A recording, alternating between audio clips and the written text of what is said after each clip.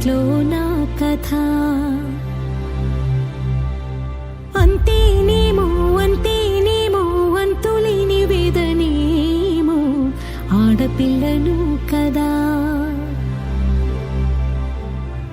మళ్ళీ తిరిగి అడుగేసేది వచ్చిపోయే చుట్టూలానే. నేను పుట్టి పెరిగిన ఊరికి ఇంకా పైన పొరుగురిదాన్ని. కట్టదాటి గంగ నేడు కంట పొంగెనే.